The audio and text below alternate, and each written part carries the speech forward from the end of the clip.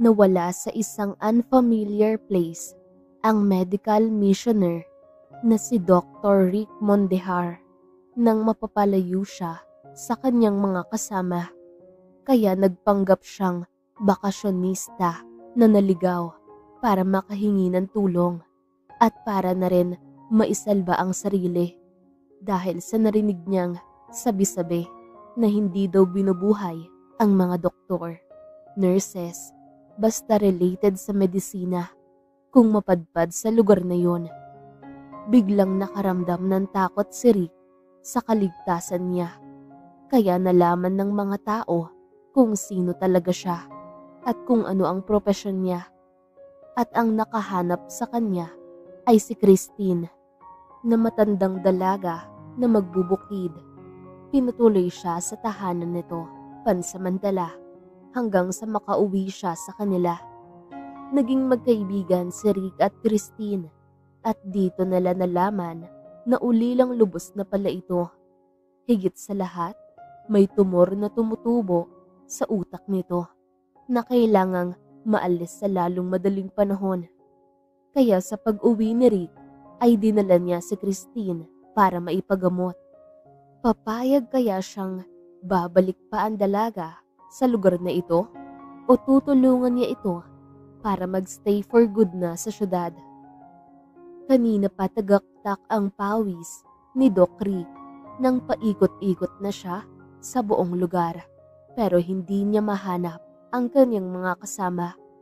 Ngayon na yata ang huling araw nila sa medical mission pero nawala pa siya. Pinunasan niya ang kanyang pawis sa noo at buong muka. Hawak niya ngayon ang kanyang cellphone tsaka naghanap ng signal para matawagan yung kasama niya. Pero bad trip dahil wala palang signal sa napuntahan niya. Hindi na pamilyar sa kanya ang lugar na napuntahan. Iihi lang naman siya kanina pero bigla na lang siyang napapalayo hanggang sa nawala na talaga siya. Nakaramdam ng takot si Doc Rick dahil napunta na siya sa kasukalan. Hindi na halos kita yung dulo kung saan ba papunta. Naglalakihang kahoy at damo ang tanging nakikita niya. Mabuti na lang may dala siyang backpack na may laman tubig, biskwit at mga damit. Kaya may makakain siya kahit na papaano. Pero hanggang kailan siya magiging ganito? Siguro dito na siya mamamatay talaga. Lakad lang ng lakad si Doc Rick. Sinusuong niya ang malalagang damo para makahanap ng daanan. Nang may makita siya sa unahan, ay nakaramdam siya ng ginhawa, kaya binaybay na niya ito. Napalunok si Doc Rick nang makasalubong niya ang isang batang lalaki na titig sa kanya na may kasama pang pagkunot ng noo. "Hi, pwede magtanong? Saan papunta ang daan na ito?" Nakangiting tanong ni Doc Rick. Very approachable ang itsura niya, pero hindi man lang ngumiti ang nasabing bata. Para yatang pasan ng batang ito ang mundo dahil problemado. "Impyerno," sagot ng bata. Napangiwi si Doc Rick sa naging sagot ng bata. "Galit ka ba sa akin? Maayos naman akong nagtanong sa'yo." Tanong ni Rick. "Hindi naman. Sadyang bawal ang hindi taga rito sa lugar na to," sagot ng bata. Napakunot ang noo ni Doc Rick. Curious siya kung ano ang ibig sabihin ng bata na bawal. "Bakasyonista kasi ako kaya naligaw ako. May pupuntahan akong kakilala rito," sabi ni Rick. "Hindi ka naman siguro doktor o nurse?" tanong ng bata. Hindi pa muna sumagot si Doc Rick. Tinitimbang niya kung magsasabi siya ng totoo o hindi. Naramdaman niya na parang may mali sa propesyon na yun base sa sinabi ng binata. "Hindi," sagot ni Rick. "Mabuti na lang kasi hindi makakalabas ng buhay ang ganun trabaho sa lugar na to," sabi ng bata. Curious na naman siya kung anong meron. "Bakit?" tanong ni Rick. "Basta mag-iingat ka, kuya. Sana makakapunta ka sa kakilala mo ng ligtas. Sagot ng bata. Napanguwi na lang si Doc Rick nang naglakad na palayo ang batang lalaki hanggang sa mawala na ito sa kanyang paningin. Natakot na siya, parang ayaw na niyang magpatuloy. Sana napakiusapan niya kanina ang bata na samahan na lang siya. Pero walang choice si Doc Rick, kundi tatagan ang kanyang loob. Nagpatuloy siya sa paglalakad nang makalma na niya ang sarili niya. Makulimlim na nang makarating si Doc Rick sa isang baryo. Maraming bahay na gawa sa kugon at kumabog ang dibdib niya nang makaramdam na parang may mali sa lugar na ito. Nagtayuan lang lahat ng balahibo niya sa katawan. Papagabi na, saan na kaya siya pupunta ngayon? Sana makahingi siya ng tulong sa lugar na ito. Saan ka pupunta? Galit na tanong ng boses lalaki. Paglingon ni Doc Rick ay nakaharap niya ang malaking lalaki na may dalang itak na kumikintab pa. Tapos may tela itong nakatali sa noo. Magandang hapon. Bakasyonista po ako na naligaw. May pupuntahan akong kakilala rito. Nakangiting sagot ni Doc Rick. Napalunok siya nang tignan siya mula ulo hanggang paa ng lalaki. Talaga ba? Hindi ka doktor na may medical mission rito? Tanong ng lalaki. Hindi po. Mabuti yung malinaw, sabi ng lalaki. Sino bang kakilala mo rito? Interrupt ng lalaking malaki ang tiyan. Iba ang aura nito. Malaki ang mata at mahilig tumitig ng pailalim. Kaya mas lalong natakot si Doc Rick. Parang gusto na niyang magpalamon ng buhay sa lupa. Kabado siya dahil nagsisinungaling siya. Naligaw talaga siya. Pero hindi bakasyonista, kundi doktor. Nag-isip pa siya kung sino. Hiling niya sa kanyang utak na sana makisama. Si Christine po, sagot ni Rick. Ang naisip niyang pangalan ay yung head doctor nila sa medical mission na ito. Kilala ko yun. Ang bahay niya ay nasa dulo. Baybayin mo lang. Wala namang ibang bahay dyan. Sige na, umalis ka na. Sabi ng lalaking malaki ang tiyan. Nagpasalamat naman si Doc Rick at mabilis ang naging hakbang palayo. Sobrang lalim ng paghinga niya nang makalayo sa lugar na yon. Mabuti na lang na-save siya ng ganung pangalan. Kung sino man ang babaeng yon ay magpapasalamat talaga siya ng sobra. Wala pa naman siyang bahay na nakita. Siguro nasa unahan pa. Nang makaramdam ng pagod si Doc Rick, ay nagpahinga siya sa ilalim ng malaking kahoy hanggang sa hindi niya namalayan na nakatulog na pala siya. Sa kabilang banda, si Christine ay nagmamadaling umuwi dahil papadilim na, tapos nagugutom na rin siya. Sumasakit na naman ang kanyang ulo. Binibilang na niya sa kanyang utak ang nalalabi sa buhay niya. May tumor ang kanyang utak dahil sa hirap ng buhay ay hindi siya makapagpagamot sa ospital. Napakahirap ng mag-isa. Walang magulang na nag-aalaga. Kahit may edad na siya, ay kailangan pa din niya ng kalinga ng isang ina. Pero wala siyang magagawa kasi ulila na siyang lubos. Nang mapadaan sa malaking puno ng kahoy si Christine, ay napakunot ang noo niya kasi nakita niya ang isang lalaki na nakasandig habang tulog. Nagtaka siya kung bakit may ibang taong hindi taga rito na napadpad sa lugar nila. Curious si Christine sa kung ano ang ginagawa ng lalaking ito dito, kaya dahan-dahan siyang naglakad palapit rito. Nang nakatunghay na siya sa lalaki, ay napansin niya ang kinis ng kutis nito. Matangos ang ilong at gwapo. Sino kaya ang lalaking ito? Uy, gising. Malapit nang gumabi, sabi ni Christine. Dahan-dahan niyang Niyugyog ang balikat ng lalaki hanggang magising ito. "Anong pangalan mo?" tanong ni Rick. Ngumiti si Christine sa lalaki. "Christine," sagot ni Christine. Dali-daling tumayo ang lalaki at sinukbit nito sa likod ang backpack. "Rick nga pala ang pangalan ko. Bakasyonista ako sa kabilang bayan at naligaw ako rito." Pakilala ni Rick. "Ganun ba? Sige na, sumama ka na sa bahay muna kasi gabi na ngayon," sabi ni Christine. Naalala ni Christine na sinabi ng tatay niya noong nabubuhay pa ito ay hindi basta-basta magtiwala sa taong ngayon lang nakikita. Pero tingin niya kay Rick ay mabait naman ito at ramdam niyang may mabuting puso. "Maraming salamat ah. Hindi ko talaga alam kung saan ako pupunta ngayon," sagot ni Rick. Tumango naman si Christine, sabay ngiti. Maya-maya lang ay nagpatiuna na siya sa paglalakad at sumunod sa kanya si Rick. Pagdating nila ng bahay ay hinubad na agad ni Christine ang suot niyang jacket dahil kanina pa siya naiinitan. Inaya naman niya si Rick na pumasok sa loob ng bahay dahil isasara na niya ang pinto kasi paggabi na. Kahit na may kahoy na bakod naman na nakapalibot sa buong bahay niya, ay hindi pa rin nagtitiwala si Christine.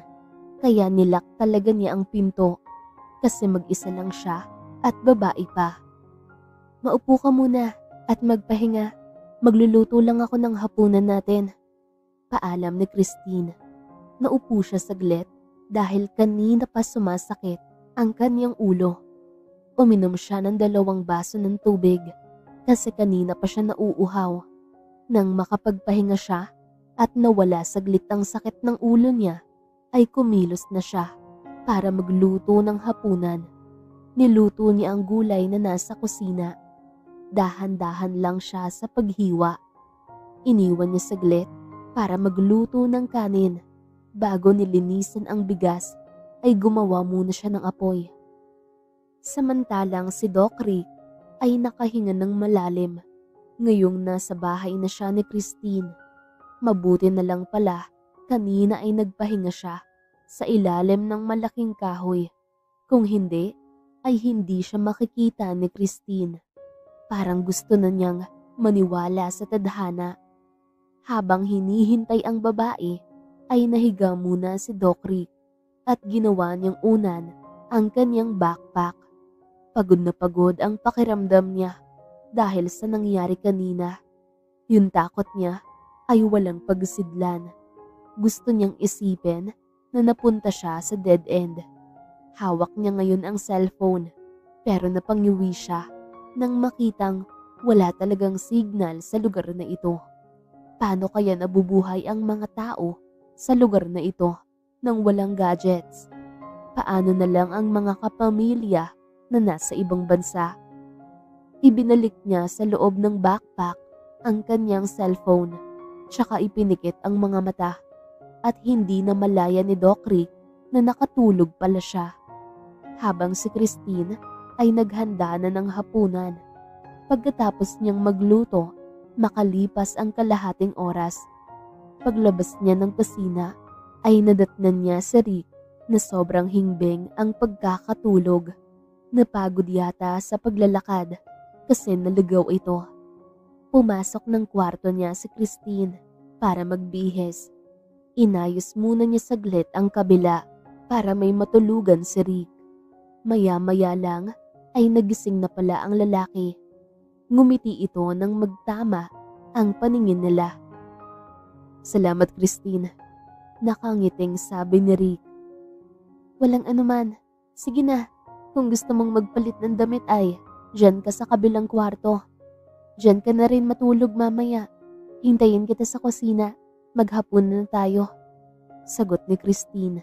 Tumango naman ang lalaki, kaya iniwan niya ito sa sala at pumasok siya ng kusina. Makalipas ang ilang minuto ay sumunod na rin sa kanya si Rick at humila ng upuan. "Sinong kasama mo rito, Christine?" tanong ni Rick. Ako na lang mag-isa pagkatapos mamatay ng sabay ang nanay at tatay ko. Sagot ni Christine. Hindi ka ba nalulungkot? Wala kang kasama rito? Tanong ulit ni Rick. Nasanay na ako, Rick. At saka, hindi na ako naghahanap ng kasama. Sagot ni Christine. Ngumiti si Rick sa kanya. Huwag mong sabihin yan. Darating ang araw na maghahanap ka rin ng kasama. Sabi ni Rick. Napailing na lang si Christine. Kumain na tayo. Pagpasensyahan mo na ang ulam na niluto ngayon. Hinging paumanhin ni Christine. Mahilig ako sa gulay. Kaya okay na ito kaysa sa wala. Nakangiting sagot ni Rick. Sige, tipid na sabi ni Christine. Pagkatapos nilang kumain, ay naiwan sa kusina si Christine para magligpit ng pinagkainan nila. Tutulong sana si Rick, pero hindi siya pumayag. Kayang-kaya na niya ito. Humikab na si Christine. Gusto na niyang matulog ng maaga kasi inaantok na siya. Hindi kasi siya sanay sa puyatan. Kinabukasan ay maagang nagising si Christine. Nagluluto siya ng agahan nang pumasok si Rick. Magandang umaga, Christine. Nakangiting bati ni Rick. Ngumiti si Christine sa lalaki. Kamusta ang tulog mo? Tanong ni Christine. Okay naman. Masaya dahil ang himbing ng tulog ko. Hindi ako namamahay. Sagot ni Rick. Mabuti naman. Siya nga pala. Pupunta ako sa bukid ngayon. Maiiwan kang mag-isa rito. Sabi ni Christine. Sasama ako sa'yo para matulungan kita sa kung ano ang gagawin mo doon. Sagot ni Rick. Ikaw ang bahala. Nakangiting sabi ni Christine. Kumain na sila agad para naman hindi sila maabutan ng sikat ng araw. Naglagay ng kanin at ulam sa baunan niya si Christine para may pananghalian sila mamaya. Ngayon ay magkasunod na silang dalawa ni Rick na naglalakad papunta sa bukid. Pagdating nila doon ay tinapos niya ang itatanim niyang mais at palay na tinulungan naman siya ng lalaki. Bago pa sumikat ang araw ay natapos na sila ni Rick sa pagtatanim at ngayon ay nakasilong na sila sa ilalim ng puno ng mangga. May itatanong sana ako sa iyo, Christine. Okay lang kung hindi mo sasagutin. Saad ni Rick. Ano yun? Tanong ni Christine. Tungkol doon sa bawal ang doktor at nurse sa lugar na ito. Sagot ni Rick. Napahinga ng malalim si Christine at tumingin sa malayo. Galit yung mga taong nandito sa mga doktor at nurse dahil may nangyari noon na hindi nila makakalimutan. Sabi ni Christine. Ano naman yun? Nakakunot ang noong tanong ni Rick. Nagkaroon ng medical mission sa lugar na ito dati. Tapos yung mga bata at matanda ay ginamot. Kaya lang kinabukasan ay namatay ang mga ito. Ang nangyari ay ibinunton nila ang sisi sa mga doktor at nurses. Sagot ni Christine. Anong nangyari doon sa mga nag-medical mission? Tanong ni Rick. Wala namang nangyari kasi nakaalis agad. Kung hindi ay mapapahamak talaga. Sagot ni Christine. Napakagatlabi na lang si Rick. Mabuti na lang, hindi niya nasabi ang totoo. Siya sana ang sasalo ng lahat ng galit ng mga tao rito. Kahit wala naman siyang kinalaman doon. Nagkataon lang ata yon. Nagpapagaling ng sakit nga yung goal ng mga medical missioner na yon. Sabi ni Rick. Sarado yung utak nila kasi nawalan sila ng mahal sa buhay. Iba kasi ang mindset nila rito sa bundok. Sagot ni Christine. Paano kung magkakasakit sila? Tanong ni Rick. Ginagamot nila ang sarili nila. Naiiling na sagot ni Christine. Pagkatapos nilang mag-usap, ay gulay na naman ang itatanim ni Christine bandang hapon. Tinulungan na rin niya para madaling matapos. Ang tahimik talaga dito, no? Nakangiting sabi ni Rick. Oo, sobrang nakakabingi ang katahimikan, sagot ni Christine. Tumingin si Rick kay Christine. Nagtataka din siya kung bakit mas gusto ni Christine dito sa bukid kaysa ang magtrabaho sa bayan o di kaya sa Maynila. May ganda naman ito o kabutihan sa puso kaya pwedeng-pwede ito doon. Wala ka bang planong magtrabaho sa Maynila? Tanong ni Rick. Umiling si Christine, sabay hinga ng malalim. Parang hindi ako mabubuhay doon. Masanay kasi ako rito sa bukid. Tsaka ni minsan ay hindi pa ako nakapunta doon. Sagot ni Christine. Madali lang naman ang buhay sa Maynila kung madiskarte ka.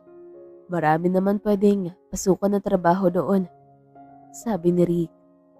Hindi ko talaga kaya. Sagot ni Christine. Tumango naman si Rick. Hindi naman pwedeng pinipilit ang isang tao sa bagay na hindi nito kayang gagawin. Napatingin sa malayo si Rick at iniisip ang kanyang mga kasama. Sana nakauwi na ang mga yon. Hindi na siya hinanap dahil baka mapahamak pa ang mga ito. Nang matapos sila ay naisipan na nilang umuwi. Pero bago yon ay tinulungan muna niya si Christine na mag-harvest ng mga saging na ibibenta nito. At siya na rin ang magkakarga pa uwi. Hindi sanay si Rick sa ganitong pamumuhay. Pero titiisin niya muna dahil nandito pa naman siya. At saka malaki ang utang na loob niya sa babae. Ihahatid mo ba ito sa bayan? Tanong ni Rick. Hindi, may kukuha niyan sa bahay. Mas pabor sa akin kasi ang layo kong lalakarin. Wala kasing nagagawa na may motorsiklo sa lugar na ito. Kasi malayo na sa kabihasnan. Sagot ni Christine. At takot din siguro ang mga tao? Sabi ni Rick. Tumingin sa kanya si Christine at tumango. Makalipas ang ilang oras ay narating na nila ang bahay. Pawisan masyado si Rick dahil ang bigat ng isang sako na puno ng saging ang dala niya. Napaupo agad siya sa upuan. Dahil nanginginig ang kanyang buong katawan sa bigat. Salamat Rick, pahinga ka muna, sagot ni Christine. Maya-maya lang habang si Christine ay napakagatlabi nang mapatingin kay Rick na parang hinahapo sa bigat ng pinsan nito. Agad siyang pumasok sa kusina para kumuha ng tubig at ibigay sa lalaki. Ngumiti naman ito sa kanya, tsaka nagpasalamat.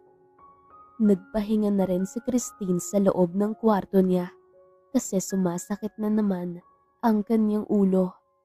Bandang 6:00 ng hapon ay dumating ang kukuha ng saging niya.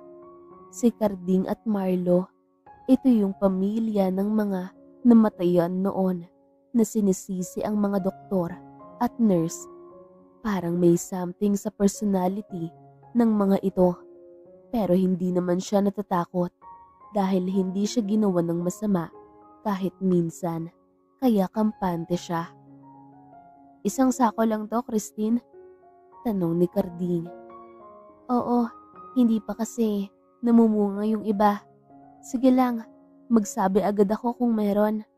Sagot ni Christine. Napansin niya si Marlo na parang tumitingin sa buong paligid. Ang lalaking ito ang sobrang tahimik tapos parang hindi nagsasalita kaya hindi malaman kung ano ang iniisip. Hindi naman niya pwedeng i-judge na ang mga personality ng mga bawat isa dito sa kanila kasi may mga pinagdadaanan din ang mga ito na gaya niya. Siya nga pala, nagkita na kayo ng kaibigan mong hinahanap ka? Napadaan kasi siya sa bahay namin noon, kaya tinatanong namin kung sinong kailangan. Akala namin naligaw siya pero nang banggitin ang pangalan mo ay napanatag kami. Alam mo naman na walang pwedeng mapadpad na ibang tao dito sa lugar natin. Tanong ni Carding. Napakunot ang noo ni Christine. Si Rick ba ang tinutukoy ng mga ito? Hindi naman niya yun kilala ng personal. Pero baka siya ang kilala ng lalaki. Kaya lang, ni minsan ay hindi pa sila nagtagpo. Ngayon lang talaga. Oo, nasa loob, sagot ni Christine. Mabuti na lang, kung hindi ay lagot talaga siya sa amin. Singit ni Marlo. Napakagatlabi na lang si Christine. Kaya mas pinili na lang niyang huwag umimik at tinanggap ang pera na inabot kay Carding. Makalipas ang 1 oras ay pumasok na sa loob ng bahay si Christine pagkatapos umalis ng 2 lalaki. Pagpasok niya sa loob ay nadatnan niya si Rick na nakaupo sa may upuan. Tapos parang napansin niya ang takot sa itsura nito. Okay ka lang? Tanong ni Christine. Napahinga na lang ng malalim si Rick na nakatingin sa kanya. Oo, tipid na sagot ni Rick. Naupo si Christine sa tabi ni Rick. Ano ba talaga yung nangyayari? Narinig mo naman siguro ang usapin namin ng kumuha ng saging kanina. Tanong ni Christine. Pasensya ka na. Hindi ko naman sinasadya na masabi yung pangalan mo. Ang iniisip ko kasi noon, yung kasama ko na kapangalan mo sa sobrang takot. Nakahinga ako ng maluwag dahil may kapangalan pala na gaya nun. Sagot ni Rick. Ngumiti si Christine at tinapik ang balikat ni Rick. Huwag kang matakot, akong bahala sa'yo. Sagot ni Christine. Salamat. Nakangiting sabi ni Rick. Kinabukasan ay nagtaka si Christine na maaga pa lang ay wala na sa kwarto nito si Rick. Nakita niyang wala na ito sa kwarto kasi nakabukas ang pinto. Maya-maya lang ay napakunot ang noo niya nang makarinig ng tunog na parang nagbibiyak ng kahoy sa likod bahay. Kaya nagmamadali siyang lumabas at pumunta doon. Uy, anong ginagawa mo? Tanong ni Christine. Ngumiti lang sa kanya si Rick. Natigilan naman siya at napatitig sa lalaki at masasabi niyang guwapo talaga ito. Sobra. Magandang umaga, Christine. Magsasaing sana ako kaso wala na palang kahoy kaya nagbibiyak ako nito. Sagot ni Rick. Nakakahiya naman. Ako na lang sana yan. Sabi ni Christine. Tumawa si Rick. Mas nakakahiya kung ikaw ang gagawa nito. Tapos ako ang lalaki rito. Sagot ni Rick. Napangisi na lang si Christine. Walang problema. Mas mukha pa nga akong lalaki kesa sayo. Sabi ni Christine. Nagkatawanan na lang silang dalawa ng lalaki. Samantalang si Rick naman ay sobrang kaba niya kahapon. Ang akala niya ay ibubuko siya ni Christine at sasabihin sa mga lalaking yon na hindi talaga sila magkaibigan. Mabuti na lang ay hindi talaga. Mabait naman kasi ang babae, kaya nakahinga siya ng maluwag. Pero hindi din siya handang sabihin kung ano ang totoo. Tsaka na lang siguro kapag aalis na siya sa lugar na ito at hindi na babalik. Nang matapos sa pagbiyak ng kahoy si Rick, ay bumalik na siya sa loob ng bahay at nadatnan niya si Christine na nakapagsaing na tapos naglalaba. Nakatagilid ito sa gawin niya kaya kitang-kita niya ang matangos nitong ilong pati haba ng pilik mata. Mabuti na lang, may marami kang pondo ng tubig rito, no? Sabi ni Rick. Oo, malayo kasi ang pag-iigiban doon sa ibaba.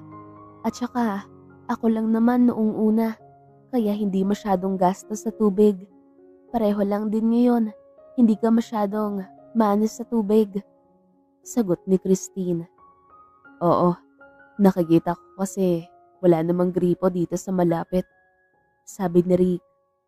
Nag-iisip nga ako kung ano ang pwede nating gawin ngayon kasi hindi naman tayo pupunta ng umahan. Saad ni Christine. Maliligo na lang tayo ng sapa, tapos mamingwit ng isda. Meron ba yun dito? Nakangiting tanong ni Rick. Oo, meron. Doon sa ibaba talaga. Sagot ni Christine. Kung okay lang sa'yo. Kung pagod ka ay, dito na lang tayo sa bahay. Sabi ni Rick. Natawa si Christine. Ano ka ba? Okay lang. Dati nga pumupunta ako doon ng mag-isa. Ngayon pa kayang may kasama na ako? Nakangiting sagot ni Christine. Tumango naman si Rick. Maya-maya lang ay gumagayak na sila. Siya ang naglagay ng kanin sa baunan nila ni Christine.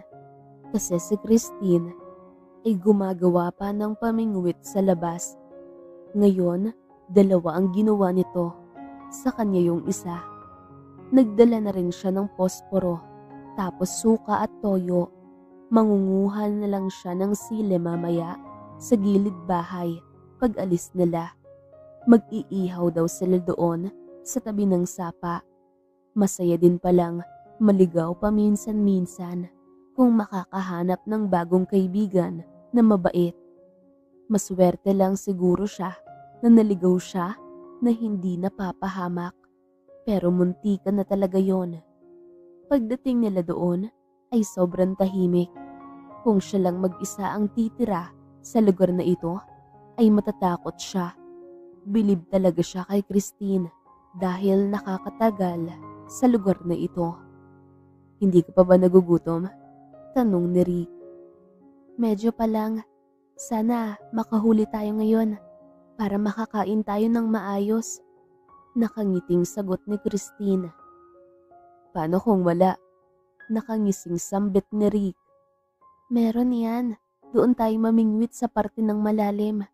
Maraming ligaw na tilapia rito. Tapos ang lalaki. Sagot ni Christine. Tumango naman si Rick at sumunod na siya sa babae na pumwesto sa malalim na parte. Siya ang nagdala ng baon nila.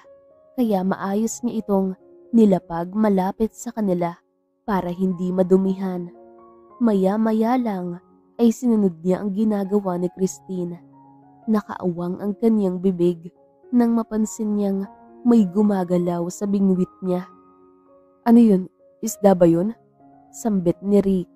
Napahalakhak si Christine at tinampal ang kanyang braso. Hilahin mo na agad para hindi makawala, sabi ni Christine.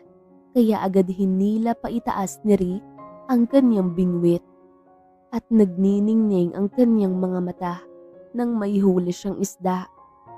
Ayan, meron na tayong uulamin ngayon. Nakangiting turan ni Rick. Sabi ko sa'yo, meron talaga dito, sagot ni Christine. Makalipas ang 1 oras ay nag-iihaw na sila. 3 yung nakuha niyang isda, tapos kay Christine naman ay 4, kaya mabubusog talaga sila ngayon. Pinaypayan niya ng maigi para mabilis maluto kasi nagugutom na siya talaga. Tapos si Christine ay gumagawa ng sausawan nila. Nang maluto ay kumain na sila agad ng tahimik. Tsaka palang nag-usap nang mabusog na sila at maubos ang kanin, pati na rin ulam. Hindi halatang gutom tayong 2. Nakangising komento ni Rick. Ngumisi naman si Christine. Kaya nga ubos lahat, sagot ni Christine. Ang lakas mong kumain pero hindi ka naman tumataba, puna ni Rick. Tumawa lang si Christine sa kanya. Oo nga puro yata maliit ang bituka na meron ako. Nakangiting sagot ni Christine. Loka, hindi naman pwede yung ganon, sabi ni Rick. Bandang hapon ay naisipan na nilang umuwi dahil parang uulan. Kasi masama ang panahon, hindi na mainit. Kaya kampante silang naglalakad kahit na malayo. Napapangiwi pa si Rick dahil sobrang tahimik talaga. Pakiramdam niya, any moment ay parang may lalabas talaga na masamang tao o di kaya masamang hayop dito. Maya-maya lang ay napansin ni Rick na parang humahawak sa braso niya si Christine at naririnig niyang hinahapo ito. Pahawak saglit pinupulikat ako, turan ni Christine. Sige lang, sa kakaupo mo yan kanina. Sagot ni Rick. Oo nga eh. Kinagabihan ay kumain sila ulit at gulay na ang ulam nila. Paminsan-minsan lang talaga makakain ng isda o karne ang mga tao sa lugar na ito dahil sobrang layo kung bumaba sa bayan. Ngayon ay nasa loob na ng kwarto niya si Rick. Hindi siya makatulog kahit anong gawin niya. Nag-aalala siya sa magiging reaksyon ng lola niya. Ngayong malaman nitong hindi siya nakasamang umuwi sa mga kasamahan niya. Siya na lang naman ang naiwan sa mundo. Kaya masakit kung pati ito ay iiwanan na rin siya. Kaya bukas siguro o sa susunod na buwan ay magpapasama siya kay Christine sa bayan. Hindi kasi pwedeng siya lang mag-isa kasi hindi niya alam kung saan siya dadaan. Makalipas ang isang buwan ay lumala na ang naging lungkot ni Rick. Umaapaw na yung kaba niya pero naging positive na lang siya na isang araw ay makakauwi din siya ng maayos sa kanila. Isang umaga ay nagising si Rick dahil nakaramdam siya ng pagkauhaw. Nag-uusap kasi sila kagabi ni Christine sa labas ng bahay tapos gumagawa ng bonfire at nag-ihaw ng mais kaya ginabi na sila natulog. Paglabas ni Rick ng kwarto ay napakunot ang kanyang noo nang mapansin niyang parang may humihikbi sa kabilang kwarto. Christine, okay ka lang? Tanong ni Rick. Walang sumagot kaya itinulak niya ang pinto kasi nag-aalala siya at nakita niya ang babae na sumuksok sa gilid tapos hawak nito ang buhok na hila ng buong puwersa kaya napakunot ang noo ni Rick. Ang sakit ng ulo ko, reklamo ni Christine kaya agad niya itong binuhat tsaka pinahiga sa katre sabay punas sa basa nitong pisngi. Paano ba yung sakit? Normal ba o hindi na kaya? Tanong ni Rick. May brain tumor ako, Rick. Napatignan ko na ito dati tapos hindi lang naipagamot kasi wala akong pera. Sagot ni Christine. Napailing si Rick. Abay delikado pala itong si Christine kaya kailangan na talaga niyang umuwi sa Maynila. Lumabas tayo ng kwarto. Uuwi ako ngayon at sumama ka sa akin. Magpapagamot tayo doon. Sabi ni Rick. Kinargan niya si Christine palabas ng kwarto. Tapos pumwesto sila sa may sala. Naghanap siya ng gamot para sa sakit ng ulo. Kahit papaano ay mawala yung pain. Hindi na. Wala akong pera pambayad sa ospital. Sagot ni Christine. Maraming paraan. Ako ang bahala sa iyo doon. Huwag nang matigas ang ulo. Kung gusto mong gumaling ay sumunod ka sa akin. Sabi ni Rick. Kinabukasan habang si Christine ay nasa loob ng kwarto, nagpapahinga. Nawala na yung sakit pero baka mamaya ay babalik na naman ito. Malulungkot siya kung aalis si Rick at maiiwan siyang mag-isa. Kung sasama siya rito ay magagamot siya. Tapos magkakasama pa rin sila. Kaya napagdesisyonan na lang niyang sasama na lang siya sa pag-uwi nito. Maya-maya lang ay nagbihis na siya pagkatapos niyang maligo. Tapos lumabas ng kwarto. Aalis na tayo? Tanong ni Christine. Nadatnan niya sa Rick na hawak ang cellphone nito na nakayuko. Oo, huwag ka nang magdala ng mga damit. Ibibili na lang kita doon. Tsaka yung mga umahan mo rito at mga tanim ay iwanan mo na lang siguro sa mga tao rito. Nakangiting sagot ni Rick. Tumango naman si Christine. Makalipas ang isang oras ay nag-umpisa na silang maglakad pababa ng bayan. Hoodie ni Rick ang suot niya tapos pinahiram din siya nito ng sapatos. Pareho lang yata sila ng size ng paa. Magkasabay silang dalawa na naglalakad sa makipot na daan na may malalagong damo. Matagal-tagal na rin bago ulit nakababa ng bayan si Christine.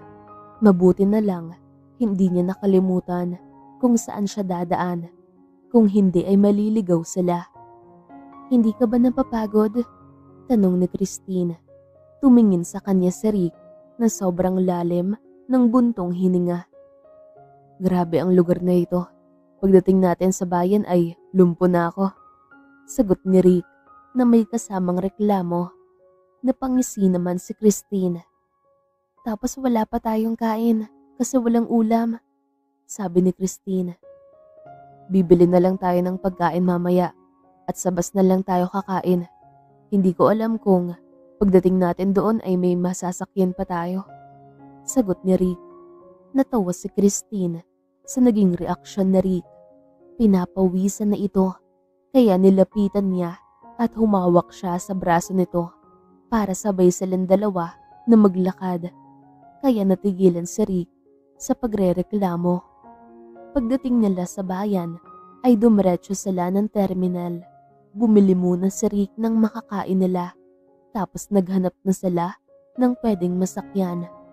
Papaakyat na sana sila ng bus nang harangin sila ng konduktor kaya napansin niyang sumimangot si Rick. Iisa na lang pong upuan ang available, sir, sabi ng konduktor. Alam nga namang, iiwanan ko tong kasama ko. Istriktong sagot ni Rick. Tahimik sa likuran ng lalaki si Christine. Hintay na lang po kayo sa susunod na bus. Naiiling na sambit ng konduktor. Nako, hindi na. Mamaya pa yon. Nagmamadali kasi kami. Kakandungin ko na lang siya. Siguro naman, wala nang pamasayo yun, sagot ni Rick. Napakagatlabi na lang si Christine. Nakita niya kung paano napakamot sa batok ang konduktor na umalis sa pagkakaharang. Pagkaupo ni Rick ay hinila siya nito ng dahan-dahang pakandong rito. Pinagtitinginan naman sila ng iba pang mga pasahero. Awkward naman ang naging pakiramdam ni Christine. Nakaramdam siya ng hiya kasi hindi niya na-experience ang ganitong bagay. Kasi hindi pa naman siya nakapag-boyfriend. Tapos bigla siyang nakakandong dahil wala ng space sa bus. Hindi ka ba nahihirapan dyan? Tanong ni Christine. Baka may maipit siya na hindi dapat. Kaya umayos siya ng upo na wag masagi. Hindi naman. Umayos ka ng upo. Hindi ka naman mabigat. Huwag mo na lang pansinin yung mga nakatingin sa atin. Nagmamadali tayo eh. Sagot ni Rick. Napapailing na lang sa isip si Christine nang maramdaman niyang nakakulong pala ang bewang niya sa mga braso ni Rick para hindi siya mahulog. Hindi niya alam kung ano ang nadarama ng matandang lalaki na katabi nila ngayon sa upuan na ganito sila nagkakandungan rito. Napabuntong hininga na lang siya nang makarinig siya ng dalawang dalagita na nagbubulungan sa likuran nila. Ang sweet daw nila tignan ni Rick. Sobrang bagay, parehong attractive, gwapo at maganda. Samantalang si Rick ay napapangisi sa naging ganap nila ni Christine. Isang oras na ang nakalipas pero nakakandong pa rin ito sa kanya. Napahinga na lang siya ng malalim nang nakaramdam siya ng kaba sa pagkakadikit nila ng ganito ni Christine. Nakasandig na ang katawan nito ngayon sa kanyang dibdib kasi nakatulog na. Masama na naman yata ang pakiramdam. Kailangan talagang maoperahan at maalis ang tumor sa utak nito para hindi na lumala pa. Ngumingiti na lang si Rick nang tanungin siya ng matandang lalaki sa tabi niya kung bago silang kasal na dalawa ni Christine. Ngumiti na lang siya kesa ang magsalita. Nakikita daw nito sa kanila ang sweetness noong panahon na nabubuhay pa ang asawa nito. Parang hindi nakaramdam ng antok si Rick kasi madaldal ang matanda. Ang dami nilang napagkwentuhan. Makalipas ang ilang oras ng biyahe ay narating na nila ang terminal ng Maynila. Nagising na rin si Christine. at may pag-aalala itong tumingin sa kanya pero ngumiti lang siya. Hindi niya pinansin ang nangangalay niyang binti. "Nandito na ba tayo?" tanong ni Christine. "Oo naman, kakain na muna tayo bago tayo umuwi ng bahay," sagot ni Rick. Maya-maya lang ay nasa loob na sila ng kainan, kumakain. Pareho silang tahimik kasi gutom sila. Nang mabusog ay guminhawa ang pakiramdam ni Rick at napansin niyang ganun din ang nadarama ni Christine. Habang si Christine ay nalulula sa dami ng tao, sasakyan at naglalakihang building ang lugar na ito. Hindi niya pinapahalata na ignorante siya kahit sobrang nakakahiya kung malalaman ng iba. "Malayo ba yung bahay niyo rito?" tanong ni Christine. "Hindi naman, ilang minuto lang naman yun," nakangiting sagot ni Rick. Pagkatapos magbayad ni Rick ay sabay na silang dalawa na lumabas ng restaurant tsaka pumasok sila sa malaking tindahan. "Ang laki naman ng tindahan na to," untag ni Christine. "Mall ang tawag dito," sagot ni Rick. Tumangutango naman si Christine. Nang nasa loob na silang dalawa ay dinala siya ni Rick sa tindahan ng mga damit at pinapili siya nito kung ano ang magugustuhan niya. Pumili din siya para naman matapos na sila kasi sumasakit na ulit ang kanyang ulo kapag mapagod siya ng sobra. Ngayon ay nakasakay na sila ng taxi pauwi ng bahay ni Rick. Hindi pinapahalata ni Christine pero kanina pa siya nakatingin sa bawat malalaking building na nadadaanan nila. Namangha siya nang huminto ang sasakyan nila sa malaking bahay. Naunang bumaba si Rick pagkatapos nilang magbayad at inalalayan siya nito. "Ito na ba yung bahay mo?" tanong ni Christine. "Oo, kasama ko rito ang lola ko," nakangiting sagot ni Rick. May pinindot sa gilid si Rick at bumukas ang gate. Nanlalaki ang mga mata ng isang babae na nakatingin kay Rick. Tawang-tawa naman ang lalaki na nakatingin rito. "San ka ba galing, sir? Nag-aalala na sa'yo ng sobra si Lola Remy," sabi ni Gina. Napailing si Rick. "Mahabang kwento, Gina," sagot ni Rick. Tumangulang ang kasambahay. Pinakilala siya ni Rick sa babae bilang kaibigan at ngumiti naman ito sa kanya. Tsaka gumanti din siya. Pagpasok nila sa loob ay kitang-kita ni Christine na tumutulo talaga ang luha sa mga mata ng matandang babae. "Apo ko, saan ka ba galing ha? Tinakot mo ko ng sobra. Yung mga kasama mo rito ay pabalik-balik lang at nagtatanong kung nakauwi ka na. Akala ko mawawala na yung apo kong doktor." Emosyonal na sabi ni Lola Remy. Natigilan naman si Christine. Ngayon niya naintindihan kung saan nanggaling yung takot ni Rick doon sa lugar nila. Kasi doktor pala ito.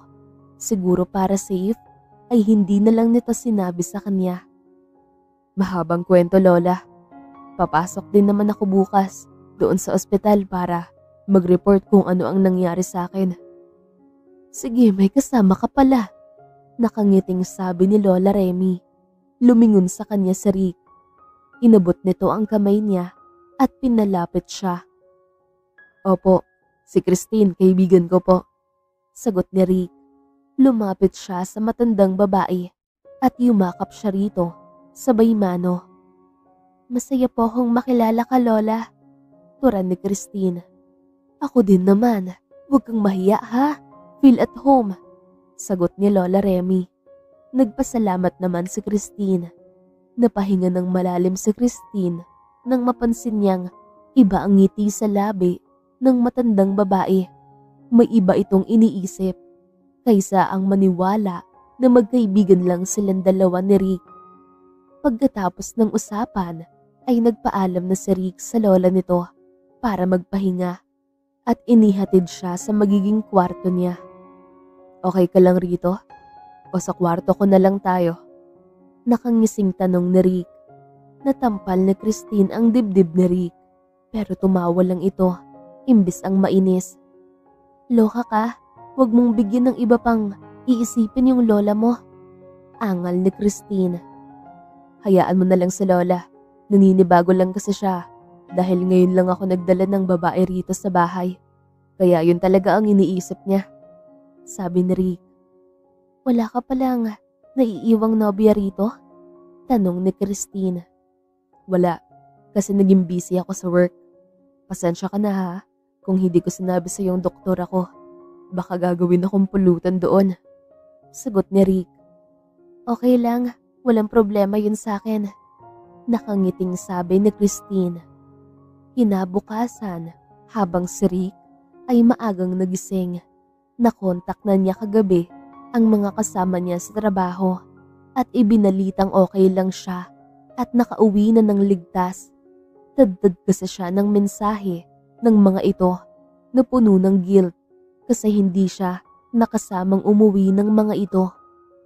Sabi niya, nakalimutan na lang dahil parte ng buhay ang makaranas ng ganon at saka wala din namang nangyari sa kanya na masama.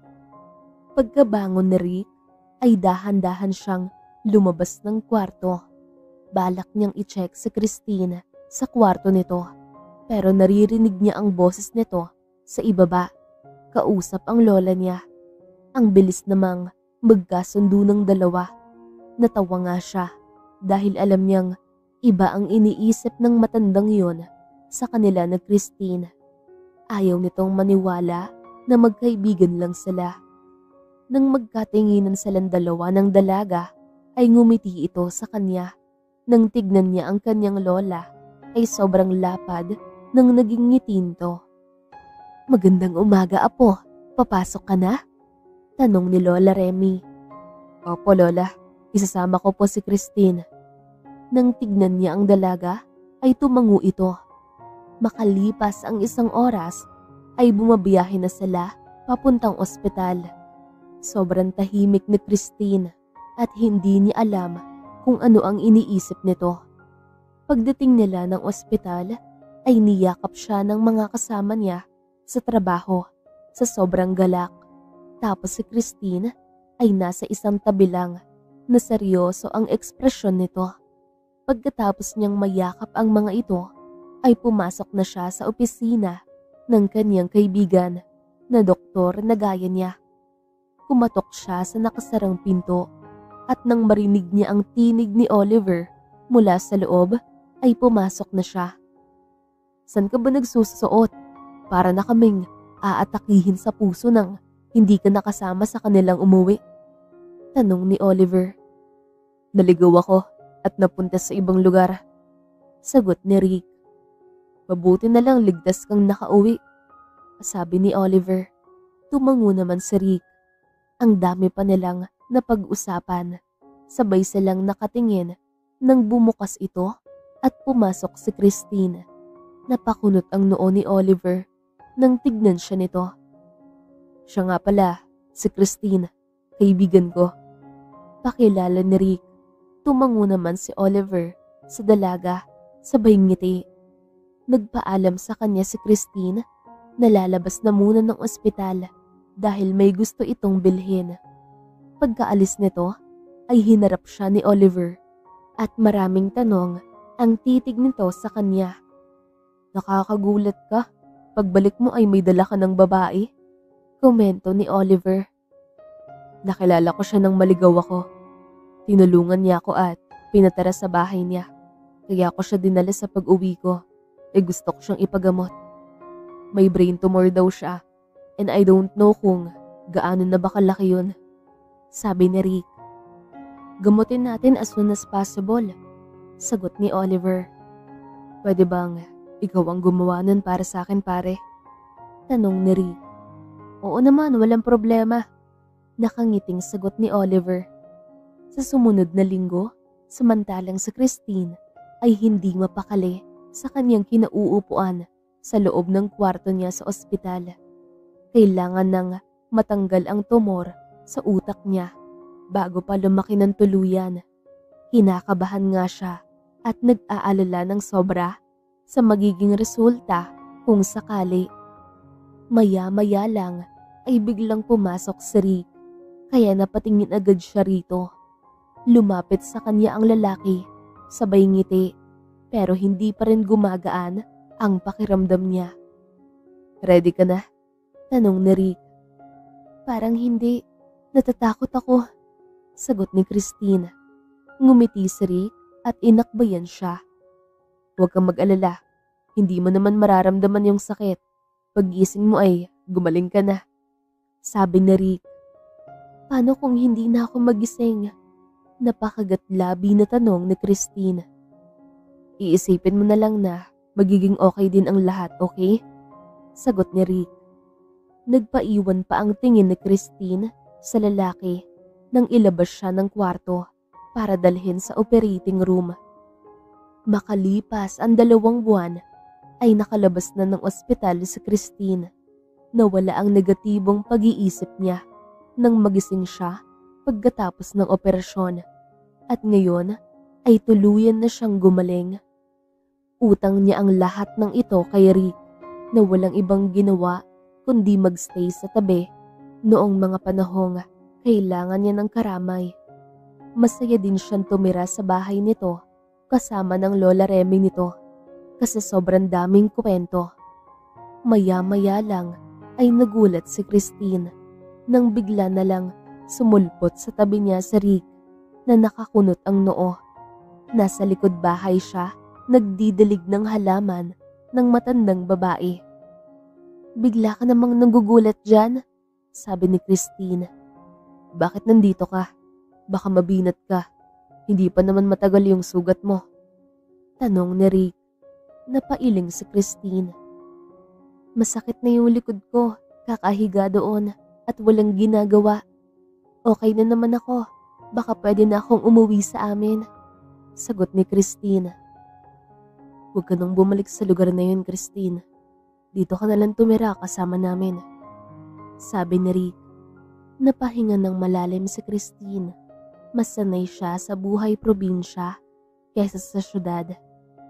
"Hindi ako mabubuhay dito, Rick," sagot ni Christine.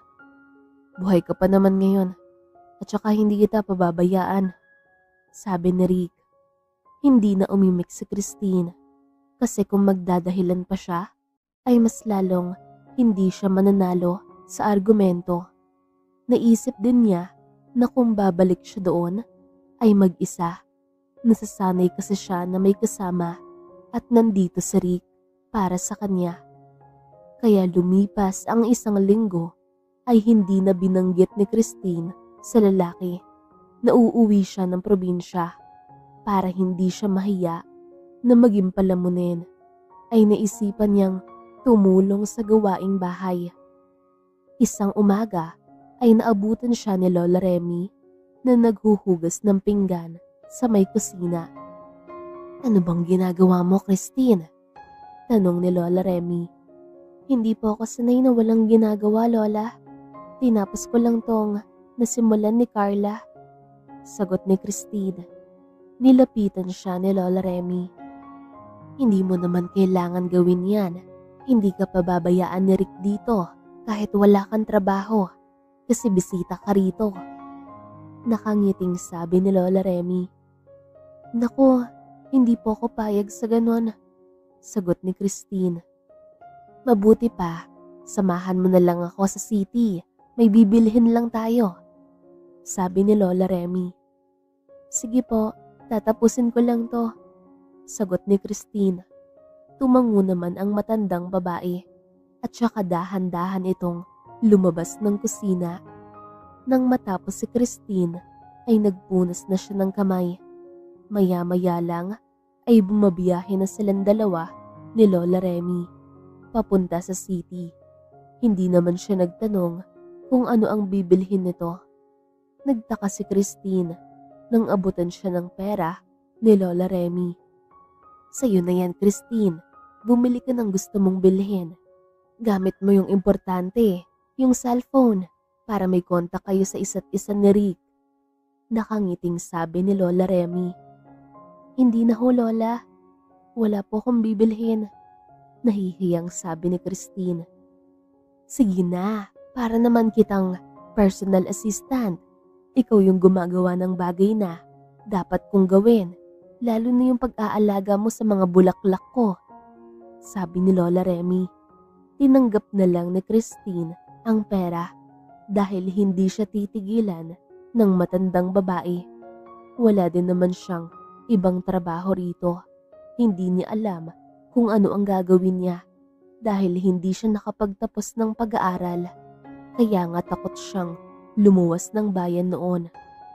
Sunod lang ng sunod si Christine kay Lola Remy kung saan sila pupunta. Pumasok sila sa isang salon at nilapitan agad sila ng isang Becky.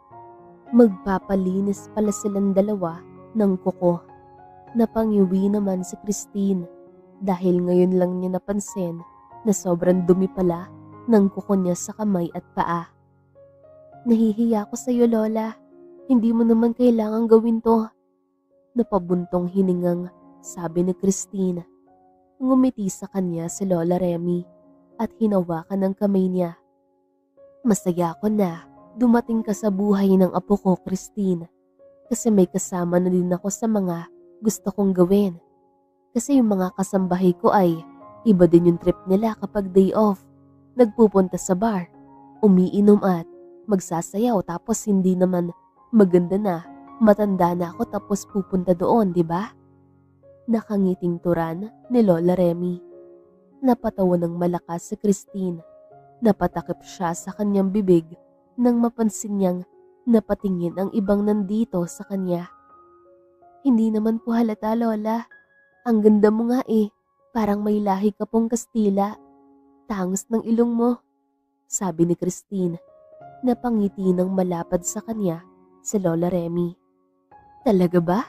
Nako, gustong gusto na kita dahil ikaw pa lang ang naka-appreciate ng beauty ko sabi ni Lola Remy. Ayaw namang maniwala ni Christine dahil kahit matanda na ito ay kitang-kita pa talaga yung bakas ng kabataan nito. Opo, Lola, sagot ni Christine. Makalipas ang isang oras ay natapos na silang dalawa ni Lola Remy na nagpalinis ng kuko. Tapos ay naisipan niyang ipaputol ng kaunti yung buhok niya. Tapos pinakulutan. Tuwang-tuwa naman ang matandang babae dahil sa kinalabasan, tsaka puring-puri ito sa kanya. Natawa si Christine sa itsura niya dahil ngayon lang niya napansin na maganda pala talaga siya. Hindi niya ito nakikita noong nasa bukid pa siya dahil busy siya sa paghahanap buhay. Tanghali na nang makalabas sila ng salon, tapos dumiretso sila sa isang kainan para mananghalian muna, para mamaya ay sa mall na naman daw sila. Hindi naman napapagod si Christine. Nagpapasalamat nga siya sa Diyos dahil na-experience niya ang ganitong buhay pansamantala at kasi alam niya kung ano ang mangyayari bukas. Ang importante sa kanya ngayon na masaya siya. Nang matapos sila sa pagkain, ay nasa loob na sila ng mall. Iling ng iling si Christine dahil kung ano-ano na lang ang inaabot sa kanya ni Lola Remy. Ang daming pampaganda na hindi niya alam kung paano niya gagamitin. Lulang-lula siya dahil ngayon lang niya nakita na meron palang mga ganitong gamit. Pagkatapos ay pumunta na naman sila sa may mga damit pambabae. Siya na unang binigyan ni Lola Remy nang makahanap ito ng babagay daw sa kanya. Tapos yung mga flat na sandals naman. Ang ganda mo talagang tignan sa ganyang mga damit, Christine. Suotin mo yan palagi kahit nasa bahay ka o lumabas kasama si Rick. Nakangiting saad ni Lola Remy. Opo, tama na siguro to, Lola. Sobrang dami na kasi. Baka malaki na ang mabayaran mo ngayon, sabi ni Christine. Alam mo ba na, sabi ko sa anak na babae, kasi yung nag-iisa kong anak ay lalaki. Yun ang daddy na Rick, tapos siya pa, sagot ni Lola Remy. Napakunot naman ang noo ni Christine dahil parang may kulang sa sinabi ng matanda. Yung mami po pala ni Rick? Tanong ni Christine. Ngumiti si Lola Remy. Nasa ibang tao na. Pagkatapos itong manganak kay Rick ay binigay na sa amin yung bata. Tapos nag-fly away na rin. Kaya wala akong magandang memories sa babaeng yon. Kasi hindi kami nagkasama. Sagot ni Lola Remy. Tumangutango naman si Christine. Kinabukasan, maagang gumising si Christine dahil biglang sumakit ang kanyang tiyan. Nagugutom na pala siya. Pumipikit pa siya habang pababa ng hagdan. Mabuti na lang hindi siya nahulog ng maslide dahil nakahawak siya sa may balustre. Dahan-dahan siyang pumasok sa kusina at hindi niya alam kung nakauwi ba kagabi si Rick kasi maaga siyang nakatulog. Wala siyang taong nadatnan sa may kusina pero may pagkain naman. Nag-iisip siya kung nakapag-agahan na ba si Rick at kung natutulog pa ito ngayon.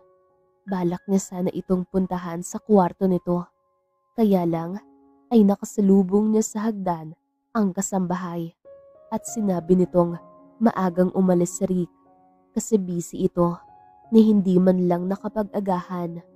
Kaya naisipan ni Christine na ipagluto ng pagkain ang lalaki at hatiran niya ito doon sa ospital.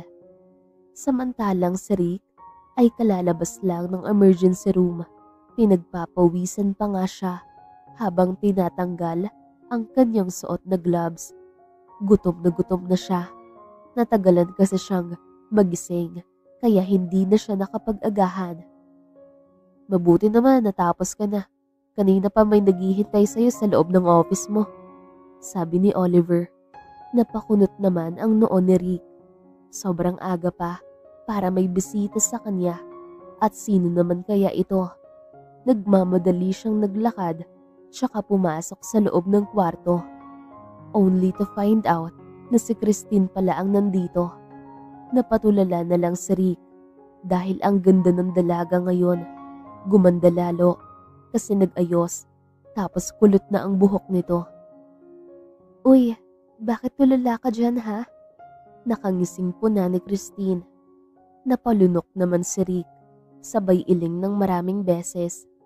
2 buwan na rito sa Maynila si Christine at masaya siya dahil hindi nito nabanggit ang tungkol sa pagbalik nito sa probinsya. May naiisip lang ako. Ang aga mo naman yatang dumalaw, sagot ni Rick. Ngumiti si Christine sa kanya. Lumapit siya rito, sabay beso. Pero yumakap sa kanya ng mahigpit ang dalaga. Yung puso niya ay sobrang bilis ng tibok. Aaminin niyang may gusto siya rito, pero tinatago lang niya dahil ayaw niyang lumayo ito sa kanya. Nasabi kasi ng kasambahay na wala ka raw kain ng agahan, kaya dinalhan na kita, sabi ni Christine. Napangiti naman si Rick. Kinikilig ang puso niya dahil sa effort na ginawa ng dalaga para sa kanya. Napakunot ang noo niya nang mapansin na parang maraming nagbago kay Christine. Salamat, ang ganda mo naman ngayon, compliment na Rick. Ngumiti si Christine na may kasamang hiya. Dati pa lang ay napapansin na niyang maganda ito, pero mas lamang ngayon dahil nakapag-ayos na ng sarili. Natutuwa nga siya kasi naman mahal ng lola niya si Christine kasi sobrang bait daw nito at matulungin. Masaya siya dahil hindi na matutuloy ng pag-uwi ang dalaga sa probinsya. Tsaka hindi din naman siya papayag dahil delikado ang tumira doon. Tapos babae pa ito. Kagagawan to ng Lola Remy mo, Dok. Ayaw ko sana. Nakangiting saad ni Christine. Mahal na mahal ka talaga ni Lola, turan ni Rick. Oo nga, parang ako na yung totoong apo, tapos ikaw na yung hindi, sabi ni Christine. Napahalakhak na lang si Rick sa sinabi ni Christine. Natigilan siya dahil bigla na lang nag-slow motion nang mapatingin siya sa dalaga at literal na parang huminto ang pag-ikot ng mundo niya ngayon. I love you. Mahinang bulong ni Rick. Ha? May sinabi ka? Nakakunot ang noo na tanong ni Christine. Napakagatlabi na lang si Rick. Ipagkakanulo talaga siya nitong nadarama niya para sa dalaga. Wala naman. Sige na, okay na yan. Kakain na ako. Natatarantang sagot ni Rick. Ipinaghanda kasi siya ng dalaga, kaya natitigan niya ito ng maayos. Makalipas ang ilang minuto ay nag-umpisa ng kumain si Rick, pero halos hindi siya makalunok dahil seryoso ang naging pagtitig sa kanya ni Christine. Wala siyang ideya kung ano ang iniisip nito ngayon na tinitignan siya. Uuwi ka na ngayon pagtapos nito? Tanong ni Christine. Bukas pa ng umaga yung out ko rito. Sagot ni Rick. Ngumiti si Christine sa kanya. Sige, tipid na sabi ni Christine. Tinanong naman ni Rick kung bakit, pero hindi ito nagsalita. Natanong lang daw nito. Naisip din niya na baka may pupuntahan at magpapasama sa kanya. Samantalang si Christine ay umuwi na pagkatapos kumain ni Rick. Hindi na siya nagtagal sa ospital dahil baka maabutan siya ng gabi at hindi makauwi. Ipinasundo siya pala ng driver dahil paglabas siya ng ospital ay nakita na niya itong naghihintay sa kanya. Pagdating nila ay kanina pa raw tulog si Lola Remy, kakahintay sa kanyang umuwi dahil magkwentuhan silang dalawa sa loob ng kwarto. Pagkatapos magbihis na Christine ay naisipan niyang puntahan ang matanda sa kwarto nito. Ang akala niya tulog na, yun pala ay nakaupo pa ito at may tinitignan sa cellphone nito. Ipinasundo kita, Christine, dahil nag-aalala ko na bumiyahe ka ng mag-isa. Nakangiting turan ni Lola Remy. Salamat po, Lola, sagot ni Christine. Ngayon lang nakatagpo si Christine ng tulad ni Lola Remy na sobra kong magmahal. Sa panahon na ganito ay konti na lang ang gaya nito na may pag-aalala sa ibang tao na hindi nito kadugo. Walang anuman, Christine. Halika, maupo ka rito sa tabi ko. Aya ni Lola Remy. Nakangiti naman si Christine na naupo sa tabi ng matanda. Ano po yun, Lola? Tanong ni Christine. Bagong cellphone para sa'yo, para matawagan kita kung aalis ka ng bahay. Sagot ni Lola Remy. Napailing na lang si Christine. Hindi mo namang kailangang gawin to, Lola. Ako na lang po ang bibili ng cellphone ko. Sabi ni Christine. Napangiti ang matandang babae. Kunin mo na to. Nabili ko na kaya hindi na pwedeng isaoli. Turan ni Lola Remy. Walang nagawa si Christine kundi tanggapin ang binigay ng matandang babae. Kinabukasan ng hapon ay naisipan na niyang sunduin si Rick sa ospital dahil gusto niya itong ayain na kumain sila sa labas. Gusto lang niyang makabawi sa naging tulong nito sa kanya. Nag-aayos na si Christine nang mapasukan siya ni Lola sa loob ng kwarto niya. Hindi niya namalayan na kanina pa pala ito nakatingin sa kanya habang naglalagay ng powder sa muka, pati lipstick. Aalis po ko, Lola Remy, paalam ni Christine. Okay, sino ang kasama mo? Nakangiting tanong ni Lola Remy. Napatingin si Christine sa mukha ng matandang babae at yung ngiti nito ay parang nakakaloko. Susunduin ko lang po si Rick sa ospital. Wala naman po akong ibang kilala rito, Lola. Naiiling na sagot ni Christine. Tumango naman si Lola Remy, pero ang ngiti nito ay hindi maiaalis sa labi. Gusto pa yatang silang dalawa ni Rick ang magkatuluyan. Kung papala rin, ay bakit hindi? Pero napaka-ambisyosa naman niya kung sakali. Habang si Rick ay natapos na ang kanyang duty, uuwi na siya ngayon. Dahil kanina pa niya gustong maligo, naiinitan na siya ng sobra. Pero bago siya makaalis ng ospital, ay tsaka naman pumasok sa office niya si Christine. "Hi Rick," nakangiting bati sa kanya ni Christine. "May dala ka ulit na pagkain?" Nakangiting tanong ni Rick. "Wala naman, sinusundo kita rito para gumala tayo," sagot ni Christine. Napangiti si Rick. Sobrang busy niya this past few days, kaya kailangan din niya ng pahinga at magpahangin. "Sige tara," turan ni Rick. Makalipas ang ilang minuto ay lulan na silang dalawa ni Christine ng sasakyan. Huminto na sila sa city mismo at naghanap ng pwedeng puntahan. "Saan mo ba gustong pumunta?" Nakangiting tanong ni Christine. Hindi pa nakaimik si Rick dahil nakatitig siya kay Christine. Ang ganda talaga ng dalaga. Hindi nakakasawa yung beauty nito. "Kahit saan mo gusto ay sasama ako sa'yo," sagot ni Rick. "Talaga?" sabi ni Christine. Tumango naman si Rick, kaya dinala siya ni Christine sa isang barbecue stand. Natakam naman siya bigla dahil amoy pa lang ay nakakagutom na. Naupo siya sa may sulok, tapos ang dalaga lang ang nag-order para sa kanila. Napasimangot naman si Rick nang mapansin niya ang isang lalaki na nakatitig lang kay Christine sa may gilid. Kaya dahang-dahang tumayo si Rick at nilapitan si Christine sabay akbay rito. Nakita niya kung paano mapailing ang nasabing lalaki. Alam niyang maganda si Christine, pero nagsiselos siya kapag may ibang taong tumititig rito. "Hindi ka pa tapos mag-order?" Pabulong na tanong ni Rick.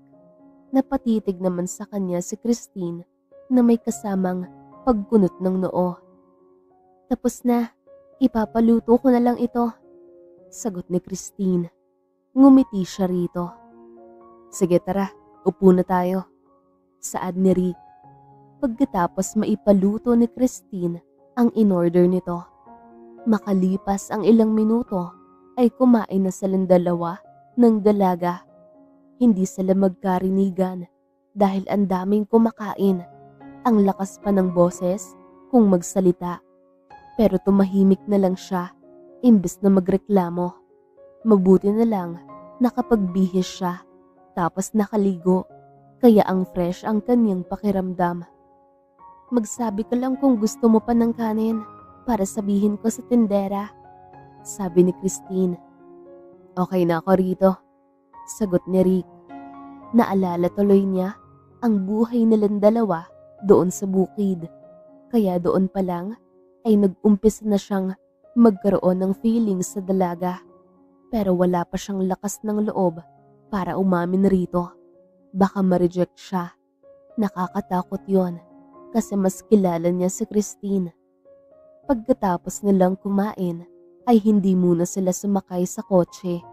Bagkus ay hinawakan niya ang kamay ng dalaga at hinila niya ito papunta sa kung saan hanggang sa napadpad sila sa isang plaza.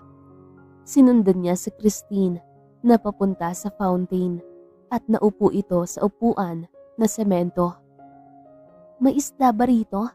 Parang namimiss ko yung pamimingwit natin doon sa sapa," nakangiting sabi ni Christine. Napangiti si Rick. "Huwag mo tangkain na mamingwit dito. Nakakahiya kung makakaladkad tayo ng gwardya," saway ni Rick. Napatawa ng malakas si Christine. "Hindi naman, wala akong planong kaladkarin ka sa kahihiyan," naiiling na sagot ni Christine. Isang buwan ang nakalipas habang si Christine ay nakaramdam ng lungkot dahil naisip niya na masyado siyang behind sa lahat ng bagay. Minsan kasi dumalaw siya ulit sa ospital at nakita niya na napapaligiran ng magagandang tao si Rick, samantalang siya ay walang narating. Nahihiya siya. Ngayon lang niya nadarama ang panliliit niya sa kanyang sarili. nang mahulog na ang loob niya kay Rick. Parang nahiya siya pagkatapos kasi wala siyang karapatang gustuhin ito o mahalin dahil hindi sila magka-level. Parang gusto din niyang mag-aral ulit para naman may maipagmamalaki siya sa buhay niya. Ayaw niya na dito lang siya tumutunganga habang naghihintay na may magbigay ng grasya.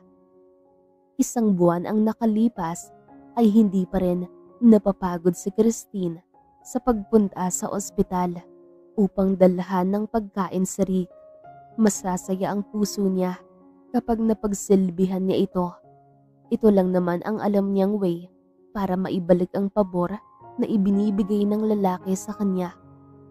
Malalim na ang gabi ay hindi pa rin dinadalaw ng antok si Christine. Kaya tumambay muna siya sa terrace habang nakatingala sa malalim na kalangitan. Wala rito ngayon si Rick kasi isang buwang night shift ang duty nito sa ospital. Kaya sa umaga na lang sila magkikita. Hindi ka pa ba inaantok, Christine? Tanong ni Lola Remy. Hindi man lang niya namalayan na nakalapit na pala sa kanya ang matandang babae. Ikaw pala yan, Lola. Pasensya na, hindi ko napansin ang pagdating mo. Opo, okay lang po ako. Nakangiting sagot ni Christine. Umiling si Lola Remy at tinapik ang kanyang balikat. Sigurado ka? Kanina pa kita napapansin na malayo ang naging tingin mo. Saad ni Lola Remy. Huminga ng malalim sa Christine at ngumiti ng pilit habang nakatingin sa matanda. Hindi po ako nasisiyahan sa nangyayari sa buhay ko dati, Lola. Yung paghihirap sa pagkayod para kumita ng pera at saka mag-isa na binubuhay yung sarili. Sagot ni Christine. Ngumiti sa kanya ang matandang babae at tinapik ang balikat niya. Ano bang pangarap mo sa buhay? Gusto mong maging kung nakapagtapos ka lang ng pag-aaral? Tanong ni Lola Remy. Nurse po sana, sagot ni Christine. Ako na ang bahala para matupad mo ang mga pangarap mo sa buhay at para naman hindi ka mahihiya sa akin. May pagkukunan ka ng pang-tuition mo ay bibigyan kita ng negosyo. Bayaran mo lang ako kapag nakapagtrabaho ka na sa ospital. Sabi ni Lola Remy. Dahil sa labis na tuwa ni Christine ay nakaragan niya ang matandang babae. Parang lumuwag ang kanyang pakiramdam. Sa mga sumunod na buwan ay tinupad ni Lola Remy ang ipinangako nito sa kanya. Restaurant ang naisipan ni Lola na ipatayo sa kanya para magkapera siya habang nag-aaral. Wala pang alam si Rick dito kasi hindi naman sila nagkikita dahil busy ito. Samantalang si Rick ay lumabas ng office niya pagkatapos niyang magtrabaho ang mga paperworks niya. Nagkasalubong silang dalawa ni Oliver sa pasilyo ng ospital. Kalalabas lang nito ng operating room. Siya nga pala, nagkita kami ni Christine sa university. Nag-aaral pala siya doon. Untag ni Oliver. Napakunot ang noo ni Rick. Wala na bang nabanggit sa kanya si Christine tungkol doon? Hindi ko alam. Wala naman siyang sinasabi. Sabi ni Rick. Nagkausap kami. Hindi pa raw niya nasabi sa'yo kasi busy ka. Nursing yung kinuhang kurso ni Christine. Tura ni Oliver. Nakasimangot na lang si Rick. Nakaramdam siya ng kaunting tampo dahil hindi siya sinabihan. Pero ang totoo ay masaya siya sa naabot ni Christine. Hindi siya nagsisisi kung bakit dinala niya rito sa Maynila ang dalaga. Siya pa ang naging daan para makamit nito ang pangarap. Nagulat si Rick dahil napag-usapan nila kanina lang si Christine. Pero ngayon ay bigla na lang niya itong nakita na naglalakad palapit sa kanya. Sobrang ganda ni Christine sa suot nitong uniforme. Bagay na bagay rito ang maging isang nurse. Nagulat siya dahil bigla siyang niyakap ng mahigpit ng dalaga. Maraming salamat, Doc. Nagkrak pa ang boses na sabi ni Christine. Natawa si Rick, pero alam niya ang pakiramdam na sobrang saya, kaya hinayaan niya ito. Nakapag-enroll ka lang sa university ay naging emotional ka na ha? Nakangiting turan ni Rick. Ngumiti naman si Christine sa kanya. Dahil ito sa inyong dalawa ni Lola, ang laki ng tulong niyo sa akin, sagot ni Christine. Ganon? Ni hindi mo man lang sinabi sa akin na plano mo palang mag-aral. May himig na pagtatampo na sabi ni Rick. Sorry, pero kasi nakakapanliit ng sarili, lalo na kapag na-inlove sa isang taong may narating sa buhay. Mahinang sagot ni Christine, pero dinig na dinig ni Rick ang sinabi nito. Ha? Na-inlove kanino? Nakakunot ang noo na tanong ni Rick. Wala naman, gusto kong sorpresahin ka sana, pero nasabi na pala ni Oliver, sagot ni Christine. Napansin ni Rick na parang napapalunok si Christine. Tinawanan lang niya ito, pero uneasy na ang dalaga. Sa sumunod na linggo ay umuubing lasing si Rick dahil may nakita siyang hindi kaaya-aya sa kanyang paningin. Selos na selos ang kanyang pakiramdam dahil may kasamang ibang lalaki si Christine nang minsang sunduin niya ito sa eskwelahan. Hindi na siya tumuloy kasi naiinis siya. Bagkus ay dumiretso siya sa inuman, tsaka doon nagpakalasing ng sobra. Ano bang nangyari sa'yo, Apo? Akala ko ba susunduin mo si Christine? Tanong ni Lola Remy. Hindi na, may iba naman yung kasama at for sure, masaya siya doon. Sagot ni Rick. Napatingin siya sa lola niya nang bigla itong tumawa, tsaka binatukan siya ng malakas na wala saglit yung kalasingan niya. Nagsiselos ka kasi mahal mo siya. Alam ba niya? Tanong ni Lola Remy. Hindi po, sagot ni Rick. Hindi pala, paano mo malalaman kung hindi mo sasabihin? Hindi bagay sa'yo ang maging torpe, sabi ni Lola Remy. Napailing na lang si Rick, kaya kinabukasan ay sinundo na naman niya ulit si Christine. Nasa loob silang dalawa ng kotse na nakapark sa isang tabi. Hinakabahan siya at hindi niya alam ang gagawin, kaya nakita na lang niya ang kanyang sarili na biglang hinalikan ang dalaga. Mabuti na lang hindi siya sinampal. Nakangangal lang ito dahil sa gulat. I love you, Christine, sambit ni Rick. Ano? Agarang sabi ni Christine. Mahal kita. Hindi ko na kayang itago ito. Na-trigger yung feelings ko nang minsang makita kitang may kasamang iba. Sagot ni Rick. Ngumiti sa kanya si Christine at hinaplos ang pisngi niya. Hindi mo naman kailangan magselos dahil sa'yo lang ako sasaya. Nakangiting turan ni Christine. Nanlaki ang mga mata ni Rick. What do you mean? Tanong ni Rick. Niyakap siya ng mahigpit ni Christine. I love you too, Rick, sagot ni Christine. Walang pagsidlan ang tuwa na nadarama ni Rick, kaya siniil niya ng halik ang dalaga.